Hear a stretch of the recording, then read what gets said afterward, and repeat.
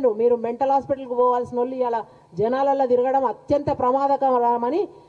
ప్రజలు కూడా గమనించిండ్రు క్లియర్గా చెప్పిండ్రు మీరు ఇట్లనే మాట్లాడి రాబోయే ఎంపీ ఎలక్షన్స్ దృష్టిలో పెట్టుకొని కొత్తగా ఇవాళ ఆటోలో తిరుగుతున్నాడు ఆయన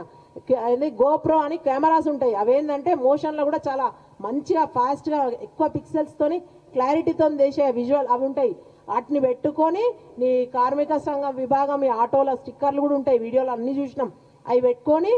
ఎంతో ఏతులు అన్నట్టుగా ఇప్పుడే జనాలకి ఇప్పుడే కొత్తగా వచ్చినట్టుగా ఆటోలో ఆయన ప్రయాణం చేస్తుంటే వెనకాల మంది వాగదులు అందరూ 100 మంది ఉరుకుడు ఇవన్నీ స్టంట్స్ ప్రగతి భవన్ కట మరి ఎందుకో 10 ఏళ్ళలో ఎన్నడు కాలినడకలనో సైకిల్ ఎక్కువ బస్సు ఎక్కువ ఆటో ఎక్కువ రైలు ఎక్కువ ఎన్నడు పోలేదు ఎందుకు ఇవాళ ప్రజలు ప్రతిపక్షంలో ఉండమని చెప్పినాక ఇవాళ సోయి తెచ్చుకొని ఇవాళ ఆటో ఎక్కిండ్రా మీరు వాళ్ళ కష్ట నష్టాల గురించి ఏనాడు పట్టించుకోలేదు మీరు ఇప్పుడు డ్రామాలు షురూ చేసిండ్రు సో అందుకనే ఇట్లాంటివన్నీ మానండి మీరన్నీ కూడా ఊకదంపుడు ఉపన్యాసాలు ఇచ్చి మాట్లాడితే పెత్తనం సంపాదించుకుంటాం వాళ్ళ మీద తర్వాత ఎక్కువ మాట్లాడి అధికంగా ప్రసంగిస్తే జనాలు మమ్మల్ని ఆదరిస్తారు బంద్ చేయండి ఆ ఉల్టా సీదా మాట్లాడడం వల్లనే మీకు కర్రు కాల్చి వాత పెట్టి ఇంట్లో కూర్చోమని జనాలు చెప్పిండ్రు మీరు చేయాల్సిందల్లా మళ్ళా చెప్తా ఉన్నాము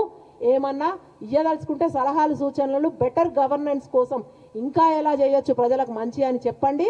ప్రజలతో కలిసి పోరాటాలు చేయండి ఇట్లాంటివన్నీ ప్రభుత్వ పథకాలు అందరికీ అందేటట్టు మీరు కూడా ఉండి చూడండి అంతే తప్ప ఎక్కువ మాట్లాడే దవాకులు చివాకులను హెచ్చరిస్తూ